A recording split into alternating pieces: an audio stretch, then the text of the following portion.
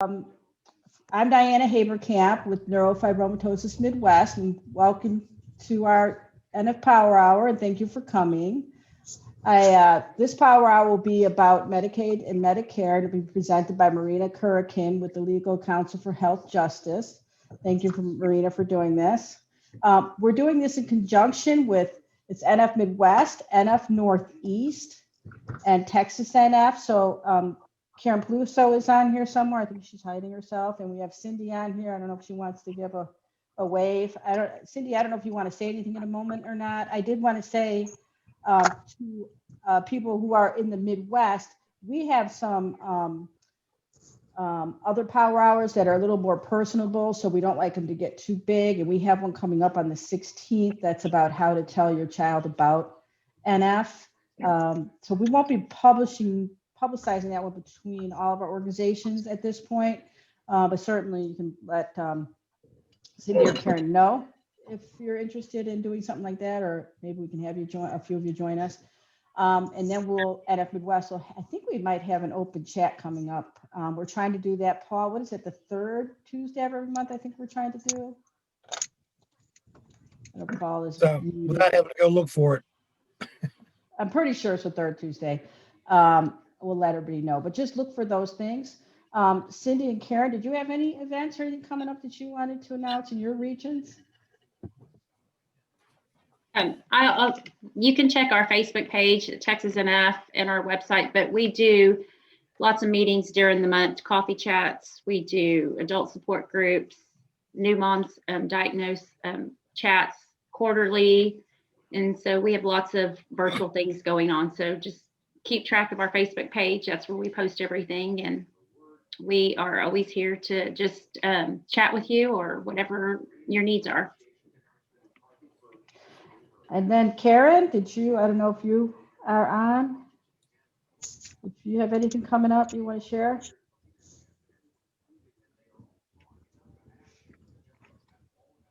No, she's muted. All right, well, she might not hear us or not getting herself unmuted. So we'll go ahead and start.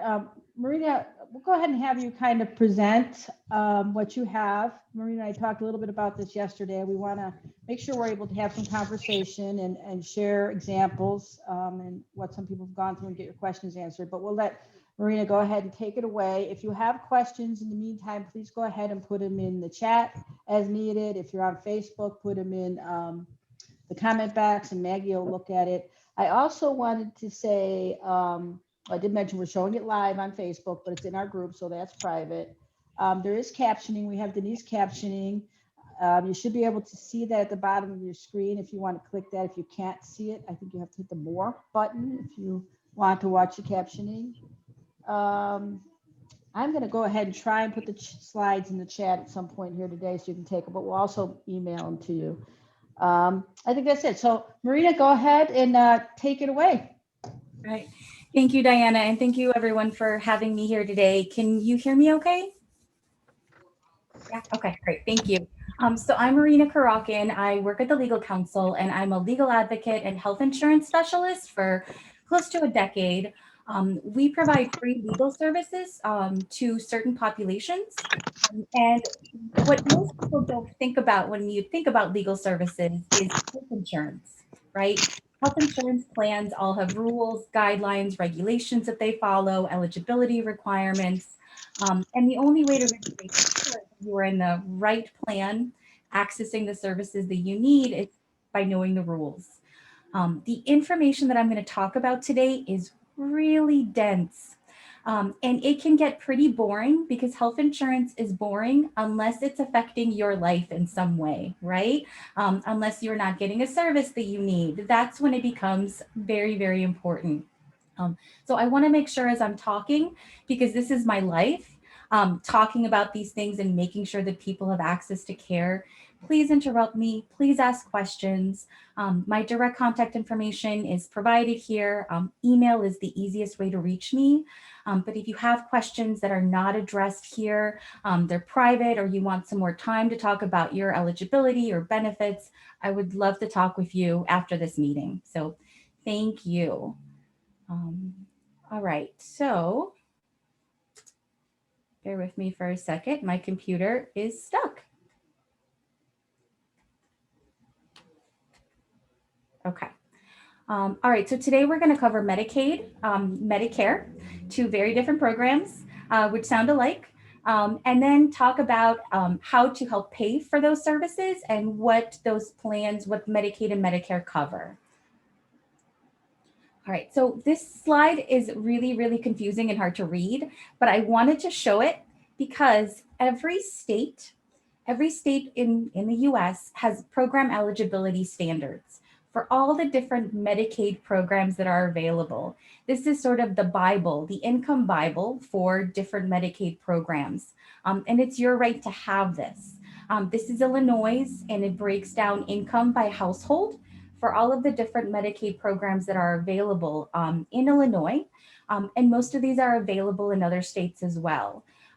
But there's so much confusion about Medicaid and eligibility requirements, and you have every right to request a program eligibility standard for your state. Your local public aid office has to provide this for you. So I just want to make sure that you know that you can access this in whatever state that you live in. And if you can't, please reach out to me and I will make sure that you get it for your state residency. All right. So I want to start off with Medicaid and what it is. So Medicaid is health insurance. It's paid for by the government by a mix of federal and state funds. And Medicaid is state-based health insurance coverage. All right. So if you're in one Medicaid plan in one state, it's very different from a Medicaid plan in a different state. Medicaid is a payer of last resort. So you could have other insurance coverage from your employer, from your family, from Medicare, and you could have Medicaid as secondary coverage. But the rule says that if you have any form of insurance besides Medicaid, that insurance pays first, and Medicaid becomes the secondary payer for you if you're eligible, okay? There are a bunch of different programs, Medicaid programs out there. And the way that they look at your eligibility is based on your age, your income, assets that you have, residency, where you live, your immigration status, and your disability status. And by disability status, I mean, has Social Security found you to have a disabling condition? All right. So those are the categories that whenever someone calls me about health insurance, those are the questions that I ask. All right. Medicaid looks at your household size. And household size isn't who you live with, isn't your long-term partner, isn't, your grandmother. It is all about taxes. If you file taxes, how do you file? Do you file as a single adult? Do you file jointly? Are you married? Do you have dependents? So if claiming a child or an adult child as a dependent, whether or not you live with them, will affect your eligibility for benefits and their eligibility for benefits. In the US, our health insurance system is tied to taxes and income, right? That's the system that we have right now. And lots of people don't realize that how you file your taxes could affect your eligibility for programs. Now, if you don't normally file taxes because your income is not taxable, let's say you only have Social Security benefits or you're low income and you don't have to file, that's when they just look at your marriage, if you are married or single. That is what they look at. If you are married, they count both people's income. If you're single, they just count your income. So long-term roommates, none of that matters. It's either your tax filing status, or if you don't file, are you single or married? That's the household size. Okay. Now income, what do they look at as income? So all Medicaid programs in the US look at just the last 30 days of income to see if you qualify for Medicaid. It doesn't matter if you had a high paying job 31 days ago. If the last time you got paid, does not matter. What they look at is just the last 30 days of income. Now, COVID has been affecting household income left and right? So lots of people are going through changes in their household income. If you all of a sudden lose your job, start getting unemployment benefits, but they are rather small, even though you may not have qualified for Medicaid in the past, That change in just your last 30 days of income is what the state looks at to determine your eligibility. All right. They count gross income. So they don't count what you take home. They count your income before taxes or any deductions. So if you are getting a pay stub, they look at your gross, the last 30 days of your gross income, okay? If you are getting Social Security benefits, they don't look at what you take home. They look at your income before anything is deducted. You could have Medicare premiums deducted from your Social Security income. You could have overpayments that you're paying back. The state looks at the gross, always gross, unless you are self-employed. If you're self-employed, it's your net income. It's the only time where the state looks at what you actually take home. So there's two sort of different standards, right? There is anyone that gets regular pay or, gets a pay stub or Social Security benefits or a pension, they always look at gross. Anything that's taxable, they look at gross. But if you're self-employed, they look at net income and just the last 30 days, all right? So just because you were denied in the past, if your income has changed in any way, you may be approved, right? Because things change month to month. There are a bunch of different Medicaid programs out there. There are hundreds. And I'm just going to mention the most common ones, okay? So the most common one and the oldest Medicaid. Marina, Yeah, really quick, I just wanted to see if anybody had questions on that. of course. Sorry, It'd be easier. Because I know I do. So, but maybe other people do. I don't know if you can answer this, but if you have, I'm guessing it probably depends, but is it good to put your adult dependent child on your taxes or to have them file separately? Or is it just basically situational? And maybe can you explain? So if your adult child, if your adult child has access to health insurance that's not Medicaid, right? Then it might give you a tax break to put them on as a dependent and it might help the household. If your adult child does not have a source of health insurance, we always recommend that you do not claim them as dependents, even if you're providing support, because your income will be counted towards their eligibility for Medicaid. So the state is going to look at your income plus if they have anyone that's in your tax family, and that might push them out of the Medicaid eligibility limit. So if you think that might happen, it's probably a good idea to put them as their independent household. I'm imagining. What about this income? When you say they look at your last 30 days, so when do they reevaluate you? Maybe that's coming up on another slide, but yeah, so good question. So in a normal year that is not COVID, the state usually reevaluates your eligibility at least once a year. If you're getting other public benefits like food stamps or AABD cash, then usually those reevaluations are every 6 months. But if you're just Medicaid, generally it's a once a year review. And in that review, they just look at that last 30 days of income, right? So some people sort of, when your review is coming up, right? So if you have the ability to lower your income temporarily for those 30 days, that's how people work the system. Because of COVID, there are a bunch of extra protections in place. And one of them, the state of Illinois and pretty much every other state is putting a pause on people's renewals who have just Medicaid. So if you're not getting any other public benefits, states are not terminating Medicaid coverage and they're not reviewing Medicaid coverage while the national health emergency is taking place. We don't know how long that's going to keep happening, but for right now, it's holding. So the takeaway from this, if I'm getting this right, is irregardless, and if anybody out there, if they meet the income, the savings level, how much, what they have, and they didn't have Medicaid, and they didn't have insurance, and now they've lost their job, they really should, or even if they were above the level, they should maybe try and get below the level, because now you can get some insurance that you may have for a year or so. Right. Yeah. I mean, that is, so there are income guidelines, right? So you might qualify for Medicaid right now, but if you're over income, you would qualify for marketplace coverage. which I'll mention briefly in a little bit, but that is just if you're over the income limits for the Medicaid program that you would qualify for normally. All right.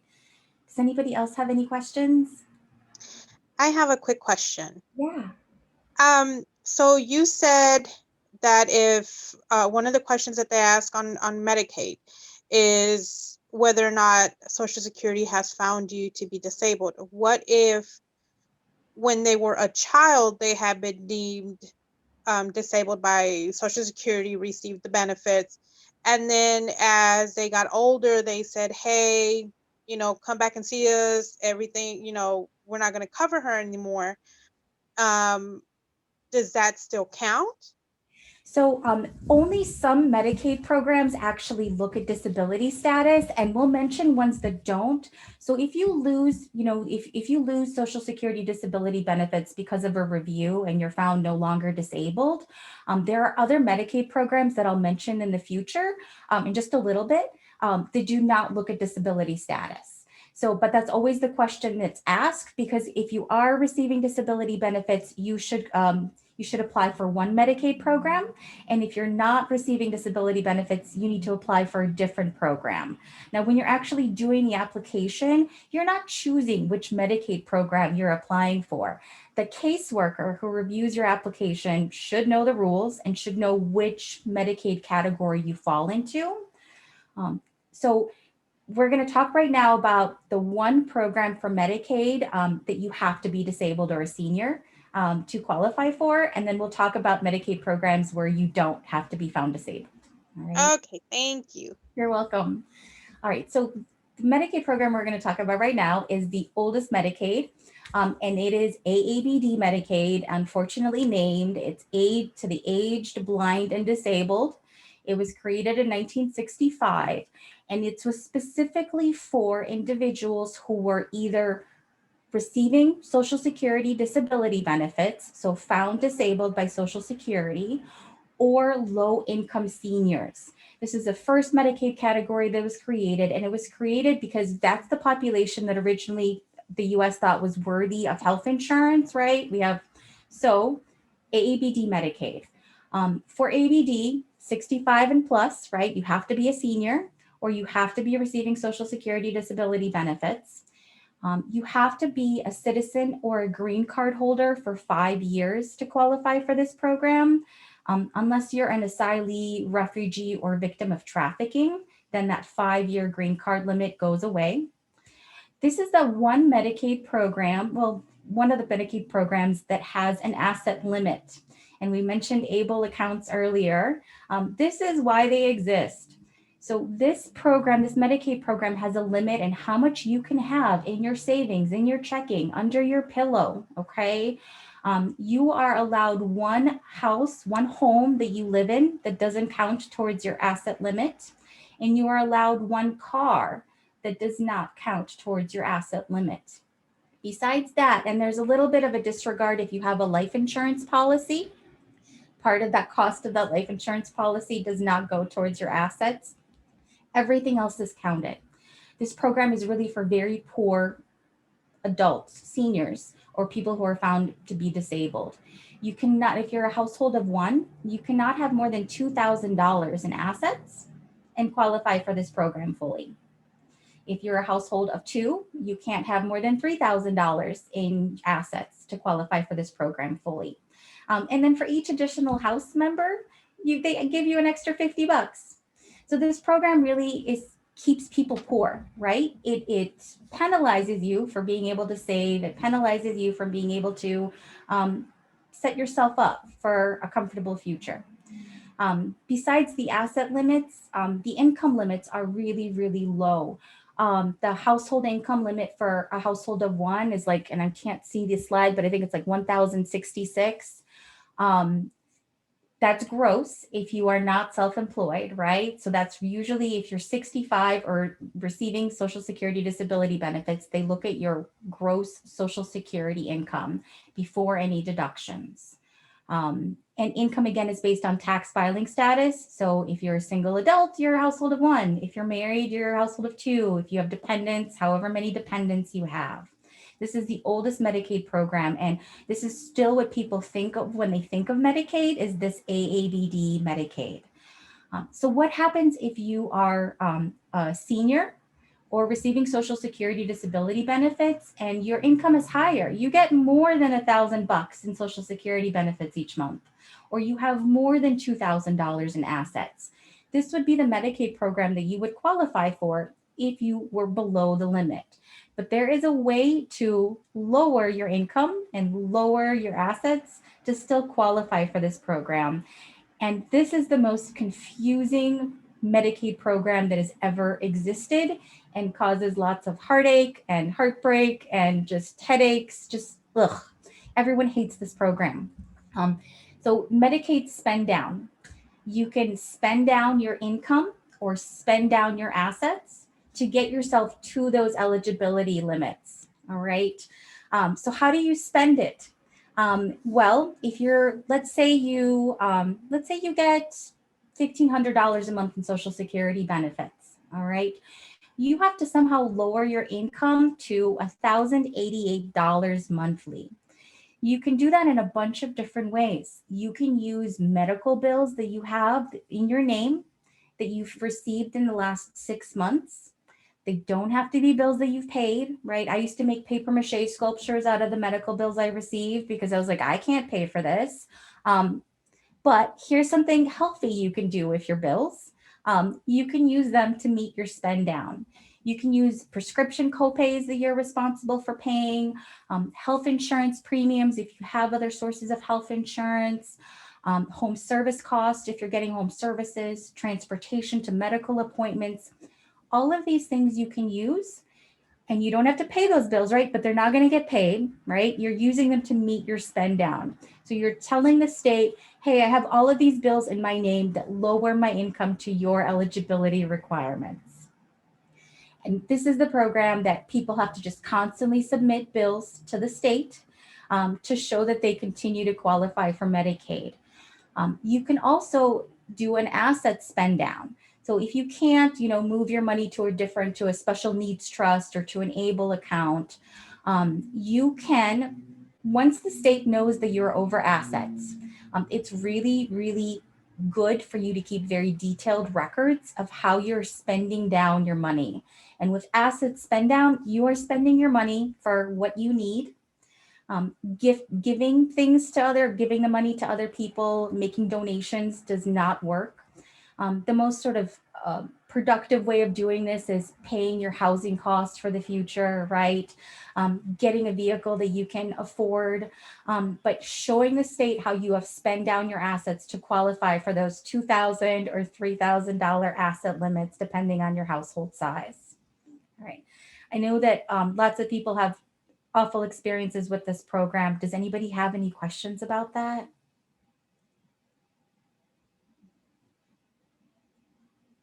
Taking a silence as a no. So you can use medical bills. You can also pay in spend down. So let's say you're just $10 over that income limit. So you can pay the state, you can send a check, you can set up automatic payments, you can give the state whatever portion whatever brings you down to that 100% of the federal poverty level. Or you can do a combination. You can submit some medical bills, and you can pay a portion. I have to say that collections notices are not accepted and no bill duplicates, right? But we all have medical bills laying around. You collect them, figure out how much that is, figure out what your spend down is, and the state should tell you what your monthly spend down is, and then cobble them together to get Medicaid. Whatever bills you submit will not be covered. So it's really wise to use smaller bills, right? Because what a lot of people do is, let's say you're going to have a bunch of medical appointments in March. All right.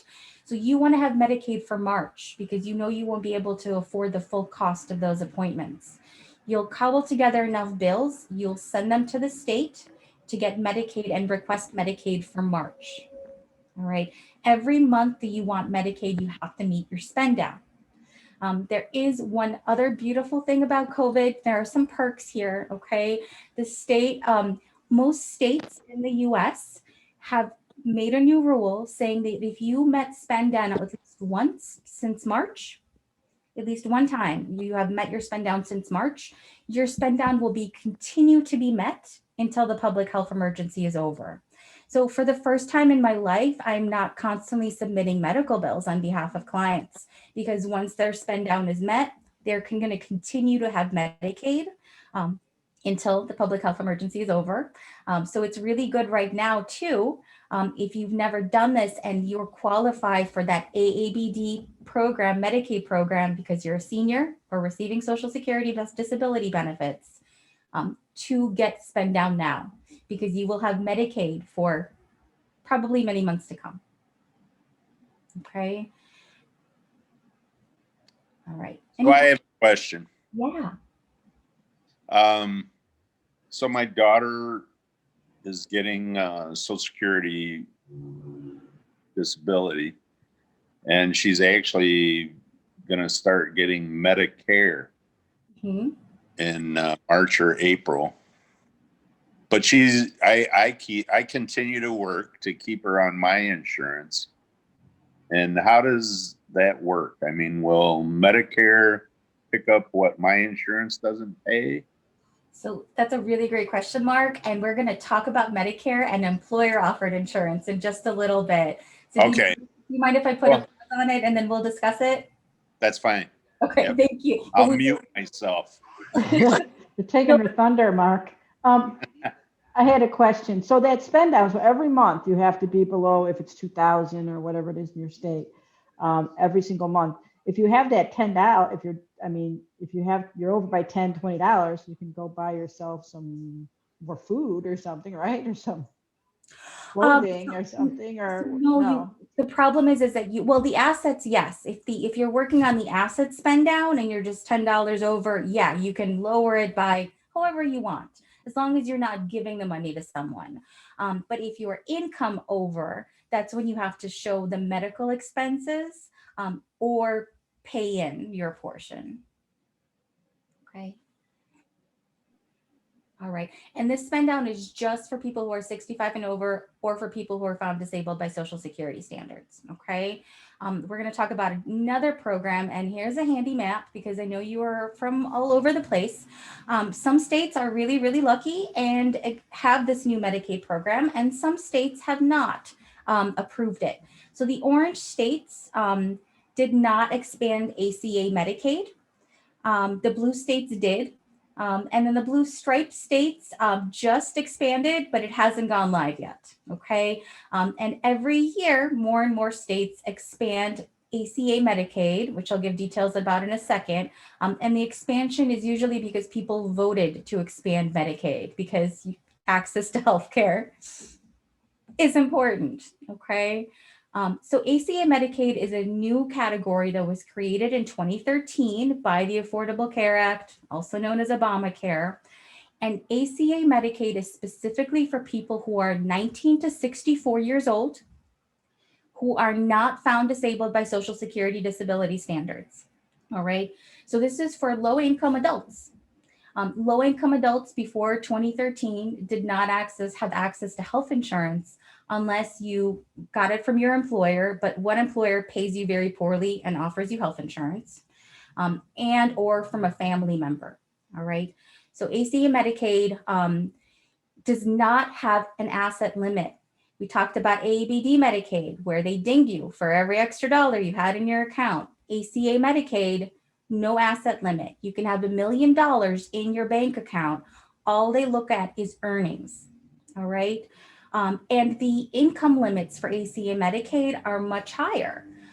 So you can earn, for a single adult, instead of that $1,000, you can earn $1,467 gross if you are working for someone, net if you're self-employed, and qualify for this program. All right.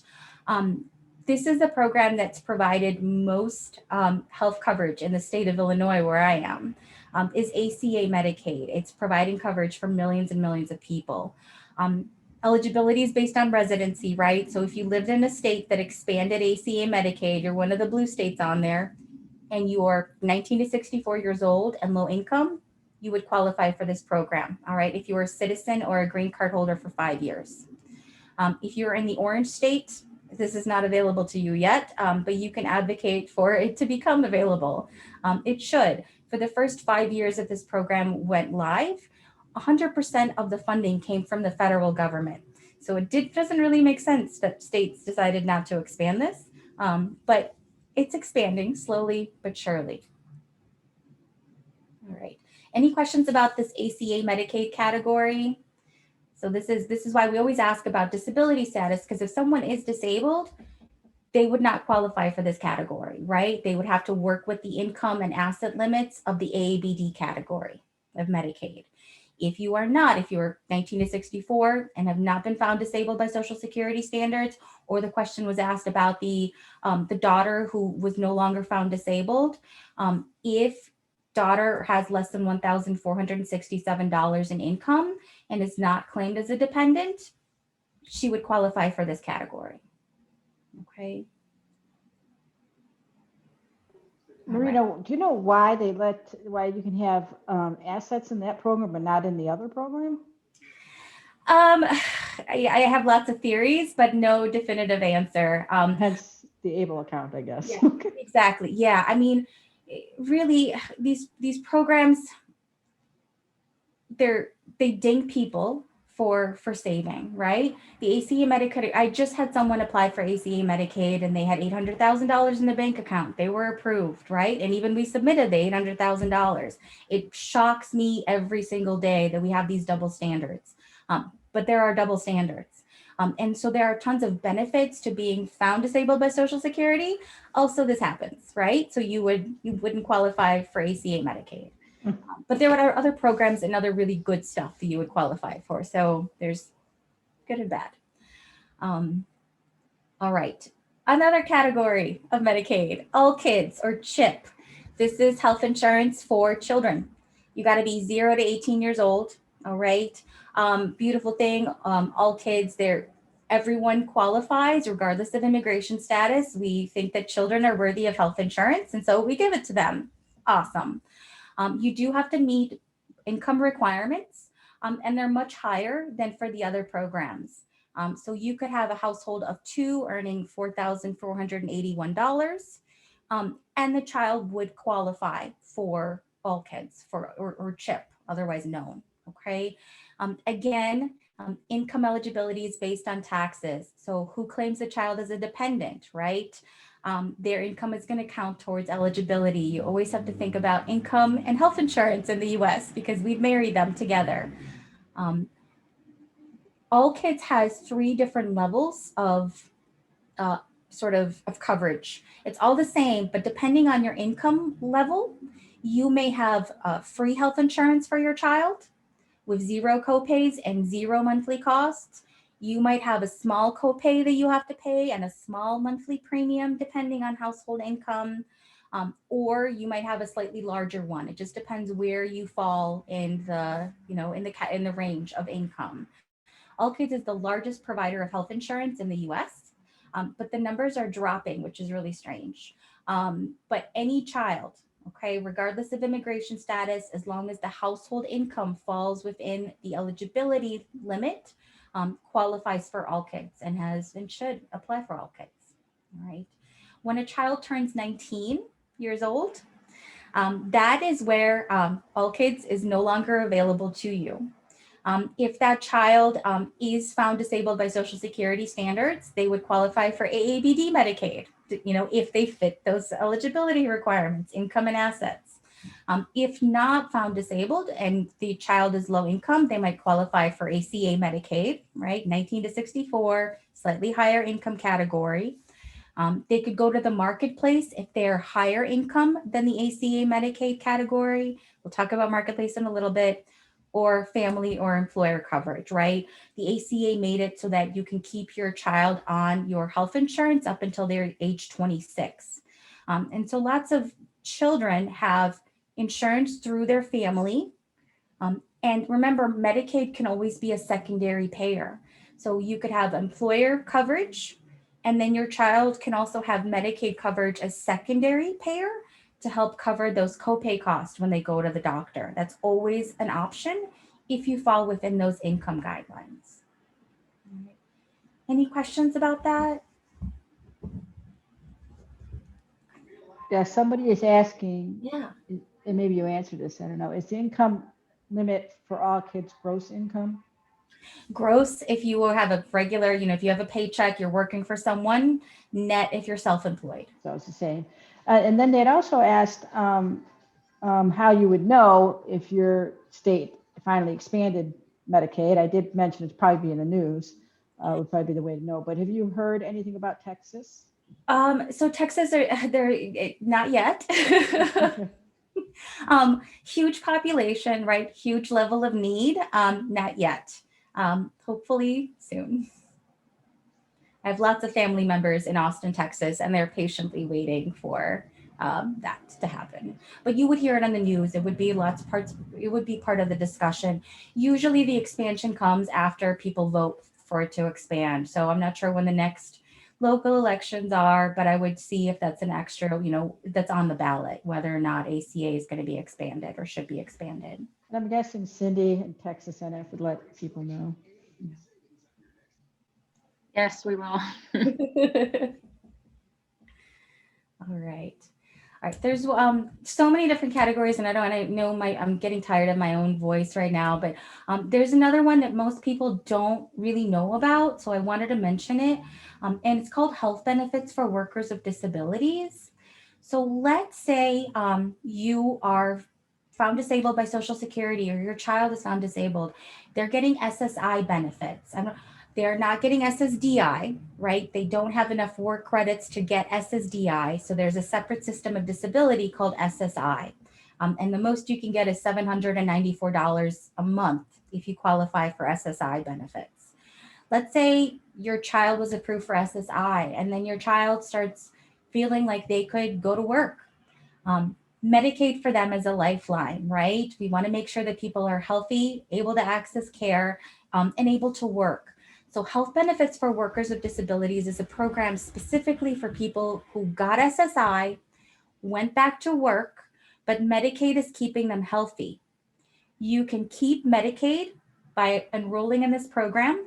You can earn up to $44,660 in 2021 and pay a very small premium with Health Benefits for Workers with Disabilities.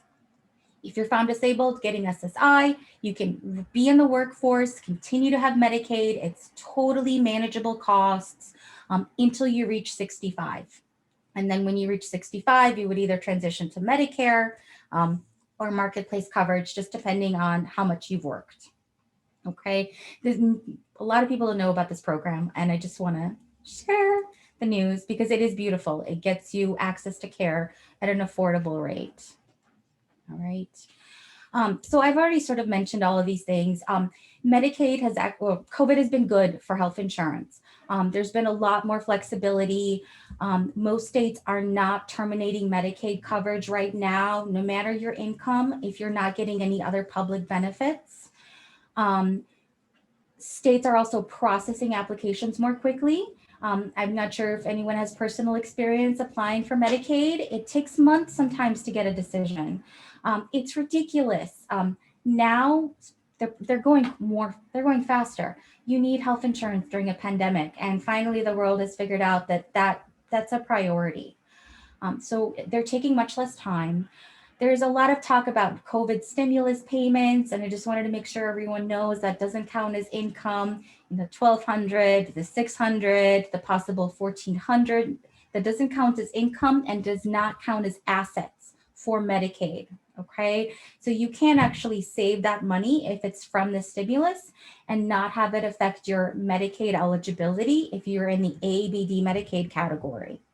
Okay, also extra unemployment funds that people are getting, if they're getting their regular state amount and then the federal 300 and the 600 that was happening before, that does not count towards your Medicaid eligibility. Food stamps, it does. Food stamps will count those extra benefits, but Medicaid, it's not countable income. Okay. Also, How long do you have to spend that down then? So if you can show that it's stimulus money, it can sit there forever. Okay, so you do not get dinged, but you have to be able to show that, you know, this was deposited or you got those funds. It will not affect your eligibility because it's not income. And we don't want the tiny assistance that we're getting from the federal government to shift you out of the programs that you're currently getting, right? That would just be. Yeah, because I actually, I have an aunt who is, you know, has to stay below 2,000, and then she got that money, and, you know, they're trying to Could figure out stay what to there. do spending it. So she doesn't have to spend it then. She doesn't have to spend it. That is Even not, though- I mean, she's on Social Security, you know, she's older, she's in a home. But so she still doesn't have to spend that then. she does not have to spend it. Okay. I mean, if she starts collecting, you know, if she starts saving other money, they can trace that. But this is money that just pretend like it's not there, save it for a rainy day, Okay. for expenses. That will not count. Okay. Okay.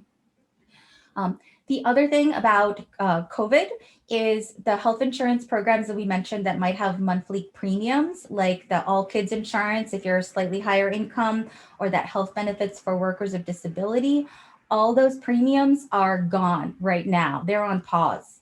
So your Medicaid is free no matter what program you participate in, okay, until the public health emergency ends.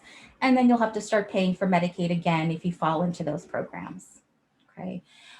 Other beautiful thing, telehealth services. Before COVID, Medicaid provides very little reimbursement to medical providers, right? And Medicaid wouldn't provide reimbursement for telehealth before COVID, just in very, very rare situations. Now, I've been talking to my doctor and therapist and, you know, on my phone, right? That's part of our life now, is accessing our medical providers via phone calls, via Zoom, via video chat.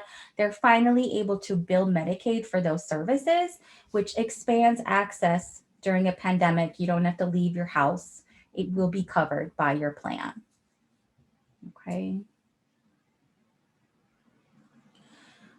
Lots of people don't think about health insurance as a legal issue, but this is sort of true for all health insurance systems. For Medicaid, you get a notice of decision if you're approved or denied. Lots of times the caseworkers that are processing applications are not very well trained. They're overworked, they're overburdened, they make mistakes. So tons of time people apply and they get denied. If you know that you fall into that eligibility criteria, you've got 60 days to appeal the decision. Most of my work is appealing decisions and representing clients at hearings for decisions that we know are wrong. You've got 60 days to appeal. Please do. You can appeal by calling, by faxing, by writing a letter. Please do. Okay. Because Medicaid decisions can take a while, you might get medical bills as you are waiting for your decision. My partner was applied for Medicaid, then he was riding a bike and got hit by a car. And we were waiting for 6 months for the Medicaid decision. So we didn't know at that point if he had had health insurance. The good news is any medical bills that you get while you are waiting to be approved, once you're approved, you can submit them. The other good news is all Medicaid programs have a 3-month look back period. And what that means is, let's say I apply for Medicaid in April. Okay, I find out a couple of months later that, hey, I was approved in April. I just didn't know. And I've had health insurance this whole time. Let's say I had medical bills from January, February, or March before I applied at all. You can submit those medical bills and ask for them to be covered by Medicaid, as long as you can show that you were still eligible for Medicaid during those previous months, right? So you couldn't have had a high-paying job, and 30 days later you lost it, you've applied for this. You wouldn't be able to get those bills paid 3 months before. But if you were low income in 3 months before you applied, and maybe you didn't know you were eligible, you didn't apply, you can submit bills 3 months from the day that your coverage began. And your coverage always starts on the first of the month that you've applied. So even though it might take a while to get a decision, when you do, you'll find out that you've had insurance since April 1st. You just didn't know about it. Okay. Any questions about that? Okay. All right. So briefly, okay, I'm talking a lot and running out of time. So Medicaid managed care. This is something that has been sort of in the works for years. And we hear this managed care talk all the time. So what does it mean? Well, managed care is a system of paying for and delivering healthcare. So the state you live in contracts with private companies to provide services and save money. So they pay a private company a certain amount per member to provide you with medical care. And then that private company, what does it want to do? Make a profit, right? So that private company's job is to make sure to limit your medical costs so that in the end, everybody makes money. That's managed care. There's also really good things about managed care, okay? Because it provides care coordination. It gives you extra benefits that you wouldn't normally have with Medicaid. But in the end, it's a big money scheme. So the state that you live in contracts with specific plans. Like in Illinois, we've got Illini Care, County Care, Aetna Better Health, Blue Cross Community, Meridian. Those are the plans that we contract with to provide health insurance benefits through Medicaid. Okay. And all of the plans, if you have a Medicaid coverage and it's your primary coverage, it's not your secondary. Okay. It's your first coverage because you don't have any other health insurance. At this point, most states are requiring that you enroll in a managed care plan, and that managed care plan acts like an HMO. So you have to pick a primary care provider. Your primary care provider acts like your gatekeeper, right? So they have to refer you to any specialist care that you might need. It's a big shift from Medicaid before, where you would just say, do you accept Medicaid? Yes, great. Well, I'll see you. Now everything is sort of a complicated system. Each plan has their own networks that they work with, their own list of medications that they cover, and their own appeals process. So it's really important to get to know the plan that you have and what's available to you through that plan.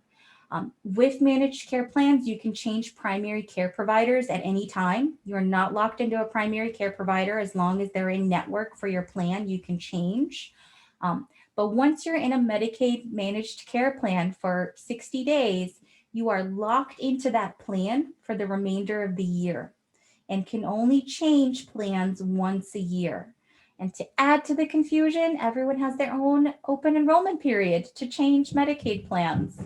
So we're not talking about open enrollment for Marketplace or Medicare. You're going to have your own Medicaid open enrollment plan to choose a managed care plan that works for you. Okay.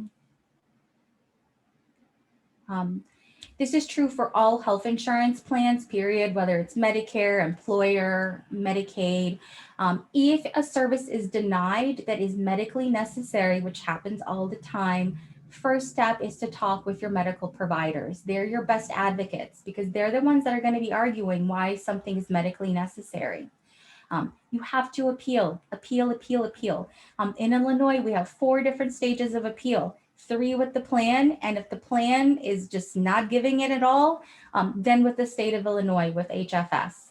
And it's the same in other states. So just because you were denied a service does not mean that you should give up, all right? Like keep moving forward, but make sure that you are working with your medical providers to show why something is medically necessary. If you need a specialist, and that specialist, you can't find a specialist in your Medicaid plan or any plan, okay, that whose service you need, you can ask the specialist to create a single case agreement, which would allow you to see them. And which the single case agreement basically says to that specialist, okay, I agree to see you and just you and get reimbursed by your Medicaid plan, okay? I will not agree to see everyone with this Medicaid plan. Why single case agreements are really, really important is Medicaid has very low reimbursement costs. And so a lot of providers don't accept Medicaid just because they can't afford to keep their, business afloat with those rates. But maybe they'll accept one person with Medicaid and they would have to just agree to do a single case agreement and the plan has to accept it. But the plan will accept it because they're going to pay that provider very little money, right? So that's the win-win, okay? So if there's ever a specialist that you cannot access and there isn't a similar specialist that's close by to you, ask for a single case agreement with the person you want to see, okay? Also, Most of these plans require prior authorizations for everything. Everything needs a prior authorization. And a prior authorization is basically your medical provider arguing why you need this service, right? So if something is denied, the first question I always ask, was a prior auth completed? That's usually the answer. It wasn't, okay? And then your doctor completes the form and you get approved, all right? These are just very simple tips for all health insurance plans. All right. Any questions about that? All right, folks. So I am really talking a lot. We've got very little time left. Medicare, all right? And there were some Medicare questions that were already asked. So here we go. Medicare, oh, we got a line. The squiggly line, there we go. Okay. So Medicare is federal health insurance that was created in 1966. And Medicare is for people who are 65 plus and older, or individuals who are approved for Social Security Disability Insurance, SSDI. Okay, provides coverage for basic medical care, pays a portion of your medical care. Okay, it's nationwide if you choose original Medicare. Okay, it's not state-based. So we're talking about Medicaid, state-based, original Medicare, nationwide. Who can get Medicare? Again, so seniors, people who are 65 and over who paid into the Medicare system. If you ever look at your pay stub and it's got Medicare taxes taken out, you need at least 10 years of Medicare taxes to be taken out to qualify for Medicare. That's 40 quarters, okay? So you have to have that 40 quarters of paying into the system to qualify for Medicare. If you don't, that's when you would be in the other Medicaid categories, okay? People who are found eligible for SSDI, once you're approved for Social Security Disability Insurance, you've got a 24-month wait before your Medicare starts. Okay, so what do you do before then? If your Social Security Disability Insurance amount is smaller, you could do the AABD Medicaid, or you would go to the marketplace if you don't have family insurance that's available to you. Okay, but just because you're approved for Social Security Disability doesn't mean you get Medicare right away. You have a 24-month waiting period unless you get regular dialysis or are diagnosed with ALS. Those are the two reasons why you do, if you're diagnosed with those health conditions, your Medicare will start immediately. You do not have to wait. Okay, not sure if someone qualifies for Medicare, call Social Security or create an account on SSA.gov. It's really helpful, especially for people who are sort of new to working or have questions about what their Social Security retirement benefit will be or what their Social Security disability benefit will be if they're found disabled. Really handy to be able to create an account here and keep track of your information. It'll say, yes, you qualify for Medicare. No, you don't. Okay. There are a bunch of enrollment periods, and I'm running out of time, so I will not go in there, but go through this, but you can read it through the slides when you have time. Medicare is like alphabet soup. There are a bunch of letters of the alphabet and no one knows what they mean, okay? So Medicare Part A covers hospital insurance. You want to think of A as whenever you're going into a facility and staying overnight, that's Part A. Okay, so inpatient hospital care, skilled nursing facility, home care, hospice, that is Part A. Part A is usually free if you have those 10 years of work credits. If you don't, it's $232 to $458 a month. Ouch. And Part A has a deductible, which is the amount that you have to pay before it kicks in. And Part A deductible in 2021 is $1,484.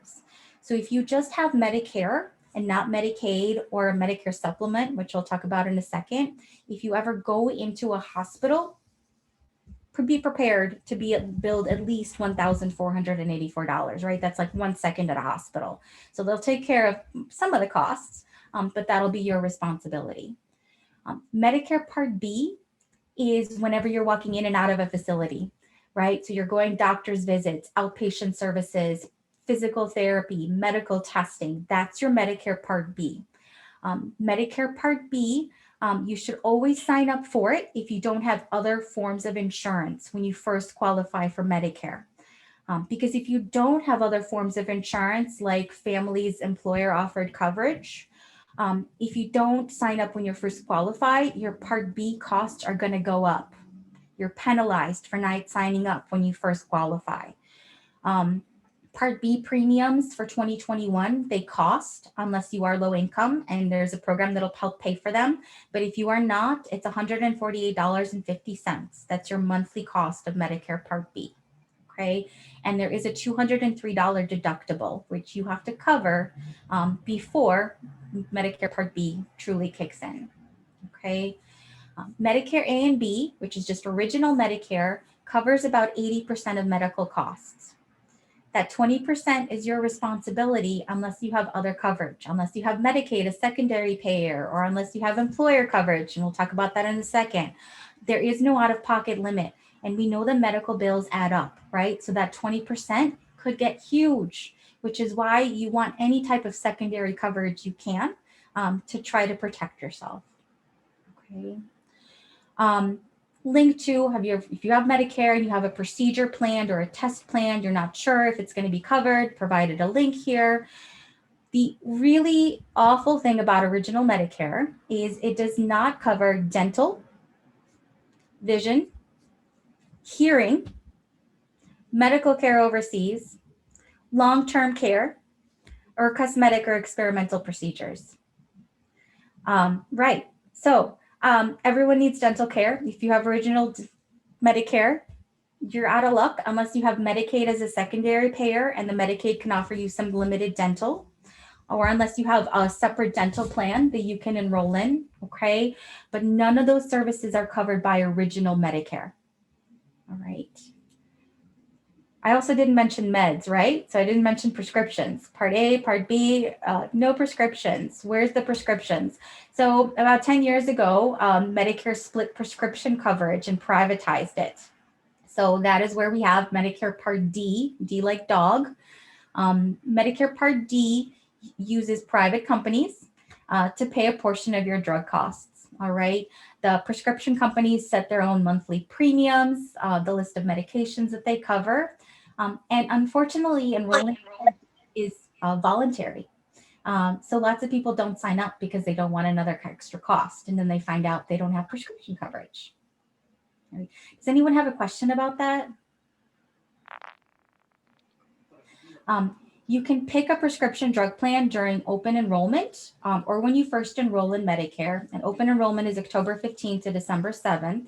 But if you are Medicaid eligible or have extra help, which we'll talk about in a second, you can enroll in a prescription drug plan or change prescription drug plans at any time. You're not locked into this open enrollment period, okay? Which is another reason to have, a good reason to have Medicaid. It gives you more freedom to maneuver and change prescription drug plans at any time, okay?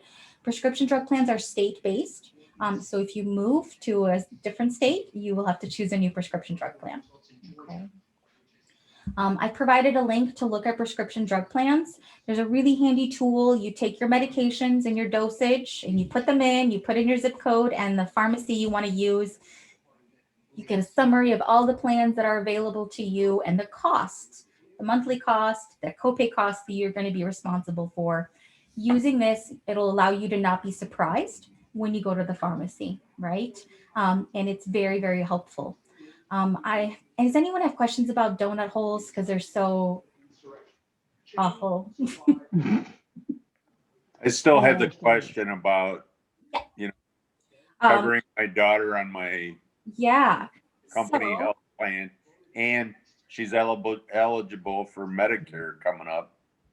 So if your daughter is going to be eligible for Medicare and you have her covered under your employer right now, if your employer has more than 20 employees, then your employer coverage would be primary and your daughter's Medicare would be secondary coverage. You actually don't have to sign up for Part B for your daughter if you don't want to and have to face those costs because the Part A will be free. She's going to have employer offered insurance through you. So if you don't want to have that extra premium, she doesn't have to sign up for it. She can opt out. Yeah, we denied that. Good. So if for some reason you have, your insurance ends for whatever reason, she's going to have 8 months from the time of losing the coverage through your employer to sign up for Part B. Okay. If you have prescription coverage through your work, she doesn't have to sign up for a prescription drug plan. Sometimes it's good, but you're going to have some wiggle room here. But it's good that she will have two sources of coverage, because especially if they're really expensive hospitalizations, that is what's really going to protect you and it's going to add an extra benefit. Perfect. Okay. Do you have any other questions about that? No, I think that's pretty much sums it up. But how do you, so let's say, okay, it's a new year and then I'm paying deductibles right now, right? Is that something that Medicare will pick up some of that cost? No, it's going to be, all right. I'm the bad What news if- here. What if she was on Medicaid? Does Medicaid pick up any of the? Medicaid would not pick up any of the premiums that you would be paying for her coverage, but it would pick up any co-pays. So let's say you use your employer offered insurance, then maybe Medicare, or if you opted out of Part B, Medicaid would pick up those co-pay costs, the co-insurance costs when she's getting medical care. So instead of getting bills, even though you have insurance and use the employer offered insurance, Medicaid would take care of those remaining costs. It would be $0 to get medical care. Okay. But then she has to sign up for Medicaid besides Medicare? Yeah. So triple level of coverage. It's Wow. a dream. Okay. If she's income eligible for Medicaid, I do recommend it. Because it's going to give her a lot more freedom. Also, if she does qualify for Medicaid, there is let's see. Okay, this is a really important program. It's called Medicare Savings. So we talked about Medicare Part B costing money, Right. Medicare having deductibles. So if someone's household income, right, how they file their taxes, whether or not they're claimed as dependents, if their income is $1,456 or less a month from Social Security, you qualify for Medicare Savings, and Medicare Savings picks up the Part B costs. Okay. So if you're qualified for this program, it does not make sense to opt out of Part B, because you could have Part B and get the Part B for free. Oh, wow. Right. And if you qualify for this program, you can opt into Part B at any time. If your income is $1,084 or below, okay, that's for a household size of one, your Part A and B deductibles, copays, and co-insurance will be taken care of. This is a beautiful program. It takes every state forever to process your eligibility, but once you're approved for Medicare Savings, you could have Medicare for free, which, Medicare for all, right? We should all have. And that income limit, that includes anything you make and your Social Security that you may be receiving? Yes. Yeah. So it's whatever you're getting in Social Security and whatever your earnings are, whatever's coming in, that is that limit. So 1456, pretty doable, 1084, not so doable, it's just, but I want to make sure that you know that this is available to you and it's available in every state. Medicare Savings will pay for your Medicare Part B premiums, Part A premiums if you qualify, and your copay costs. I'm just trying to wrap my head around that income limit, because, you're reporting it, you have to report your income every, right? So 1 month you could be over and 1 month you could be under. How does that work? So with Medicare Savings, it's the same thing it's once a year. You're reviewed once a year. And so that does give you some wiggle room, and when you're going to be reviewed because it's at the same time every year. And they're going to review for the whole year or for 1 month or? 1 month. But Medicare Savings, the one thing that I do want to add is there is an asset limit for Medicare Savings, which I did not mention. So Medicare Savings, you cannot have more than $7,860 for a household of one.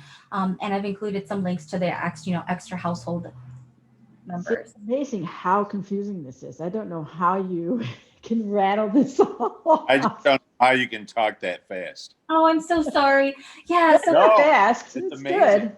but it's, This is all I do and breathe. And the systems are so hard to navigate, right? So we have professors or attorneys, like we have people from all walks of life going, what is going on, right? So we do direct service work, but we do these trainings for every single part of the population because no one gets it. And the only reason I do is because this is all I do. it's so overwhelming. Yeah, I'm sorry. Everyone always feels overwhelmed. The one thing I want to make sure, when you leave, you have my contact information, okay? So if you have questions, I want to make sure that you are feeling less confused than you were when you started, okay? That's the whole Right. goal. And sometimes it's the opposite effect. It's like every person needs somebody to make a cheat sheet for them, you Mhm. know, because we're all different. And, Yeah. you know, this thing about, So where are you know, located? Chicago. Okay. I'm in Chicago, but so with Medicare in particular, every state has a program called CHIP, Senior Health Insurance Program, where you can get free Medicare questions answered, navigation over the phone. You could just Google SHIP and then your state, and you'll be able to see the hotline to call. It's over the phone counseling, but they're very well trained and I trust them. And so if you have questions about Medicare in particular, there's not a lot of Medicaid, it's a very space, but SHIP counselors will be able to answer all of your Medicare questions. Thank you. yeah, I know we've gone over a little bit, but I'm sure there's questions. Is there something else that's important to point out before we take extra questions? Or? One more thing that's really important, a program called Extra Help. It's run by Social Security and it's really, really important if you have Medicare, okay? Extra Help helps to pay for your medication, your prescription drug plan. It helps to either lower that monthly premium for your prescription drug plan or helps to eliminate it, period. And it also limits how much you have to pay for meds. It's really important.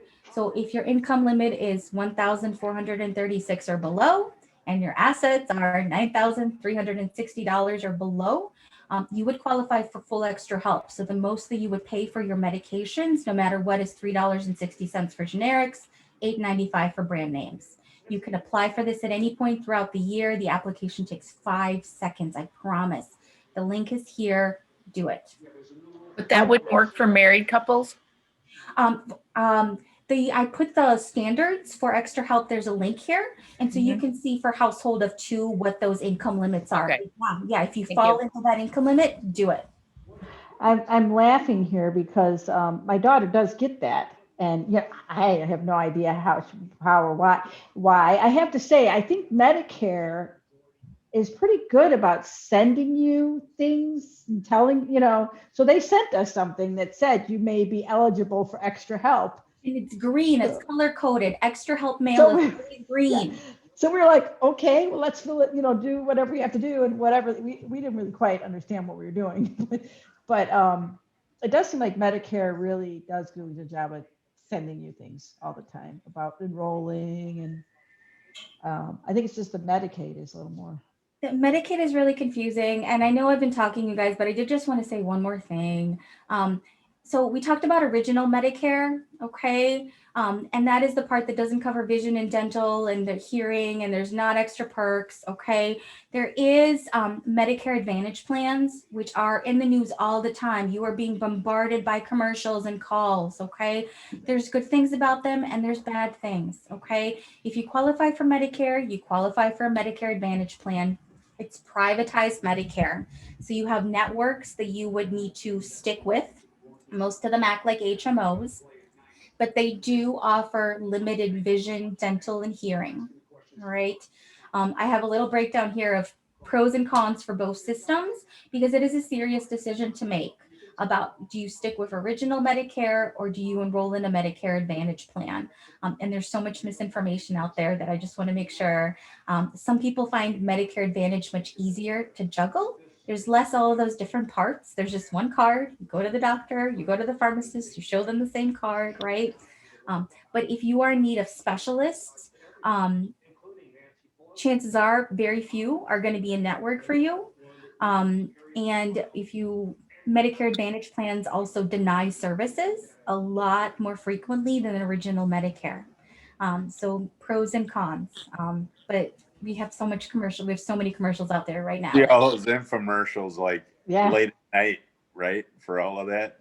Yeah, I'll give you this and this and this if you sign up, right? And then I get Right. the calls later. I can't see the doc that I've been seeing for the last 20 years, you know. So I'm always weary of something they're pushing so hard to sell. Yeah. Yeah. Maggie, do we have some questions then? Was there anything else, Marina, or can we do some questions? yeah, I mean, I feel like everything else is sort of, but I just want to make sure that you guys know about those programs. Well, we might have you back at some point and say, okay, we want to go more detail. Yeah, this Or is a very something. short time to go through these, and we usually do like 2-hour trainings on a specific Medicaid program. So if you want to learn more, please reach out. Maggie, did No you questions see from some Facebook. questions? No questions from Facebook?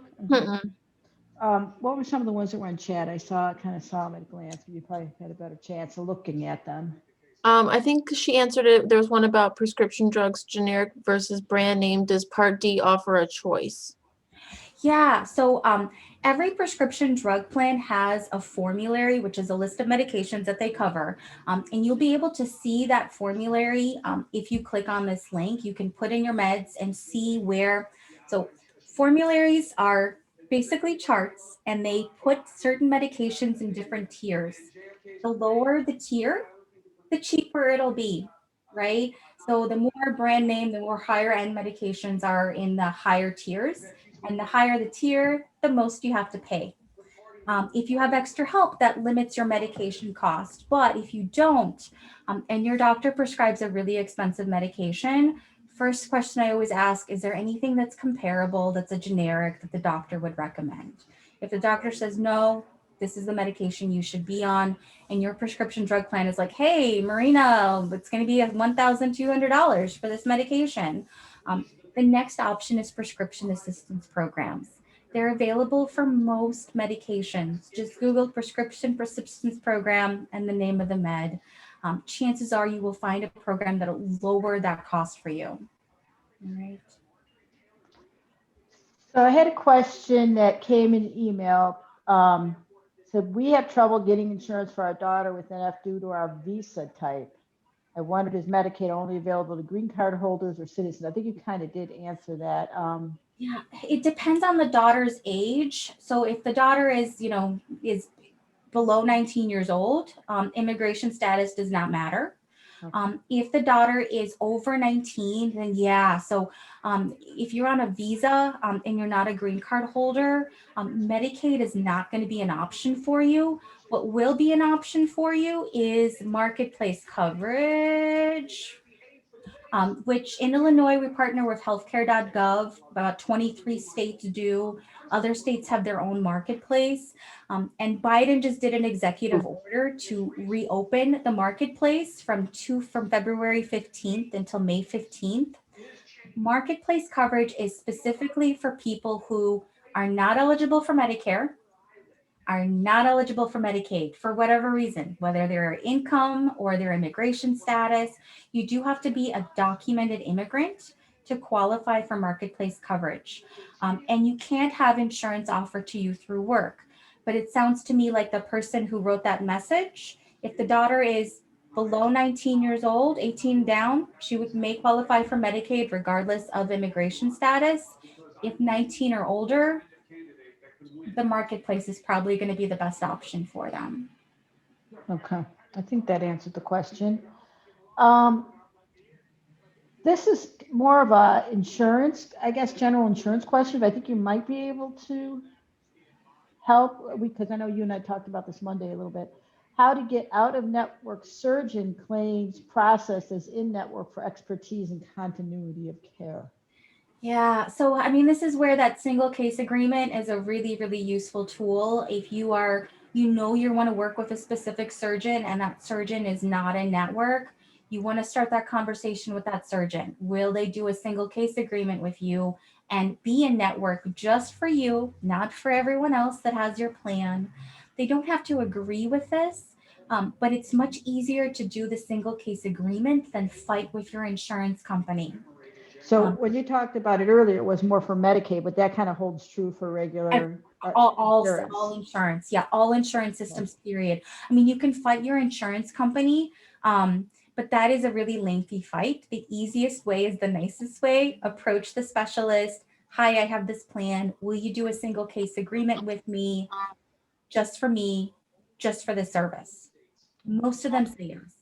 And what if you're going to a doctor and now your insurance isn't there? You've been going to a specialist and now that insurance isn't with that specialist anymore. Is that usually, there's some continuity of care rules? There's a 90-day continuity of care where you should be able to access the same providers for at least 90 days when they've fallen out of network. But there's actually a really hard thing, but it's a rule. It's a rule in Illinois. I don't know if it's a rule in other states, but it's called a good cause switch. So let's say you're in a Medicaid plan that all of a sudden gets dropped by your medical providers and you've been seeing your providers forever. If we can show that you've been in care for long enough to be supported, you have a good cause switch, which involves a hearing. It's really annoying, but it's possible to switch Medicaid plans that are accepted by your provider. That's another approach there. So it doesn't help with private insurance though? No.